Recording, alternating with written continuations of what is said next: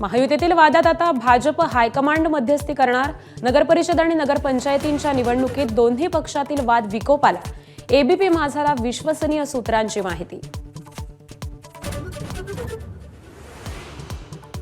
सांगोल्यात 5 राजकीय पक्षांच्या कार्यालयात धाडसत्र.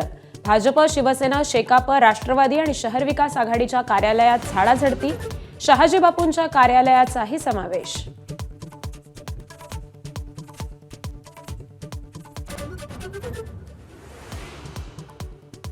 राज्यात 22 नगराध्यक्ष पदाच्या निवडणुका लांबणीवर. 700हून अधिक नगरसेवक पदाच्या निवडणुकाही पुढे.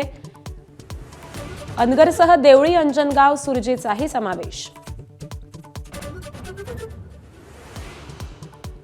नगरपरिषद, नगरपंचायत निवडणुकांचा आज प्रचाराचा अखेरचा दिवस. मुख्यमंत्री, उपमुख्यमंत्र्यांसह सर्वपक्षीय नेत्यांच्या तोफा धडाडणार. तर घरोघरी जाऊन मतदारांच्या भेटीगाठी घेण्याचा उमेदवारांचा सिलसिला. मुंबईच्या प्रारूप मतदार याद्यांमध्ये कमालीचे घोळ. अनेक भागातल्या मतदारांचे वॉर्डच बदलले गेल्याचं उघड. कुर्ल्यातील 7000 मतदार दुसऱ्या वॉर्डात दाखवल्याची माहिती अधिकारात उघड.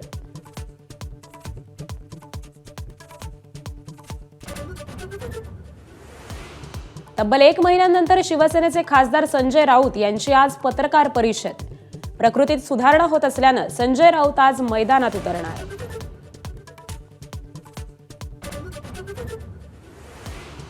आमदार माऊली कटकेंच्या कारच्या धडकेत 4 वर्षीय चिमुकली गंभीर जखमी. पुणे अहिल्यानगर महामार्गावरील बोऱ्हाडे मळा इथली घटना. घटनेचा सीसीटीव्ही समोर. आजपासून संसदेचं हिवाळी अधिवेशन. अणुऊर्जा, राष्ट्रीय सुरक्षा, कॉर्पोरेट लॉसह विविध विधेयकं सादर होण्याची अपेक्षा.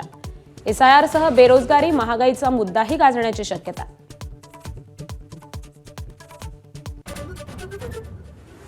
दिल्ली पोलिसांकडून 3 संशयित दहशतवाद्यांच्या मुसक्या. मध्य प्रदेश, यूपी, पंजाबमध्ये कारवाई.